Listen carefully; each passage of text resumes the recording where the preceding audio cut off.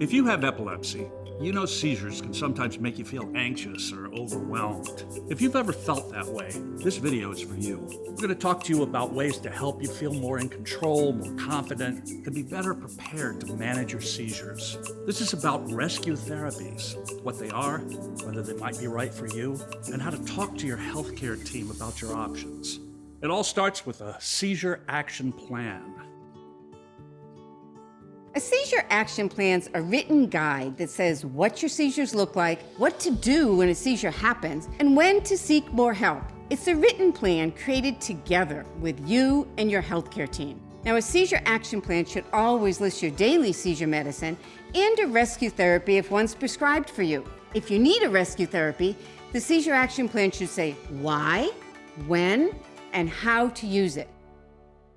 It's very important that I and everybody else has a seizure plan. Whether I'm at home, whether I'm at the doctor's, whether I'm with my kids, or if we're traveling, I have to make sure that I have a plan at all times. I revisit my seizure action plan whenever there's a change in my care, a change in my seizures, or a change in an emergency contact that I need to make. I revisit my seizure action plan when I have maybe a different type of seizure, as the seizures are longer, or I notice that there's been a change of some type that I've never experienced.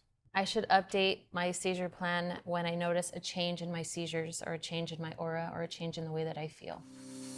A seizure action plan can help you talk with other people about what to do and what not to do during and after a seizure.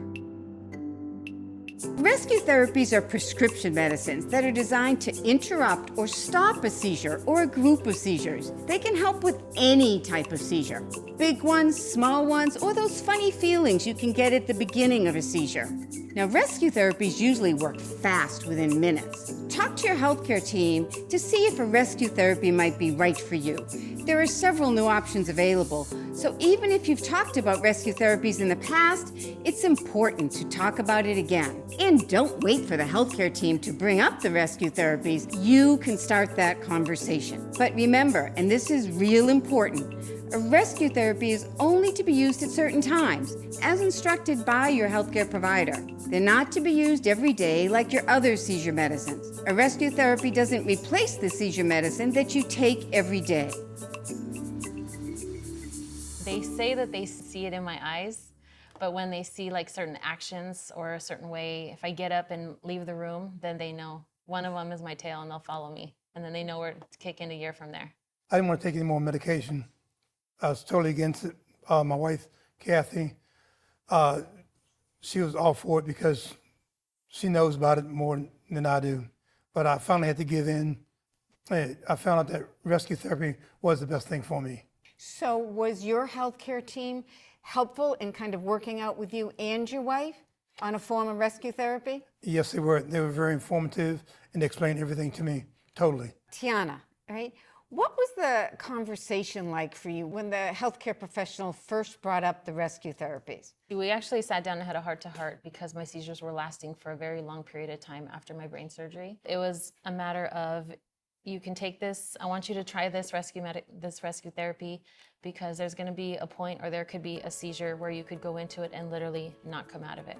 For me, the nice thing that she recommended was because she took that into consideration. I wasn't just a patient, but I was a person.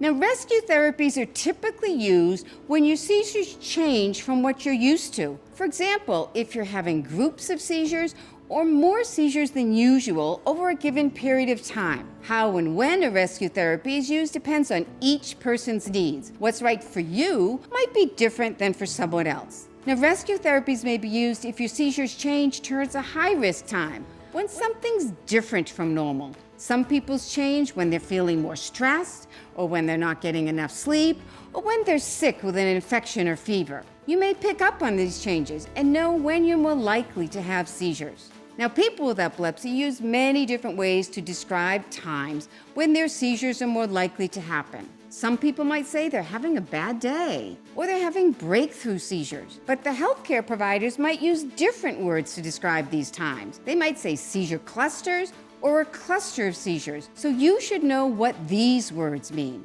Tell me the words that resonate for you.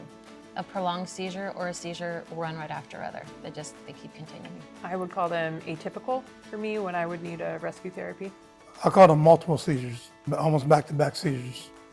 The most important thing is for you to tell your healthcare team as much as you can about any changes that you experience with your seizures. Allison, explain your experience with rescue therapies over the years. So they've changed over the years. I first got a rescue therapy after a 16-day stay in an epilepsy monitoring unit, and we had to ask my healthcare team, do I need one before I leave after all the changes that had gone on? Most recently, my partner and I are trying to start a family, and we identified my cycle as a trigger for seizures that are now nocturnal. And so my provider now prescribed rescue therapies as part of my regular care. Now it's being used at your high-risk times. Correct. When my cycle happens, seizures will normally happen. It is very high risk, where I'll have 2 to 3 seizures once a month. Epilepsy, always have to think about it and how it's going to impact different things you want to do. You just have to talk about it with your healthcare providers, and we're able to, work out a great plan. Talking about seizures and epilepsy, especially with your healthcare team, can sometimes be a bit scary and confusing. Don't just assume your healthcare team understands what you're saying. Make sure of it.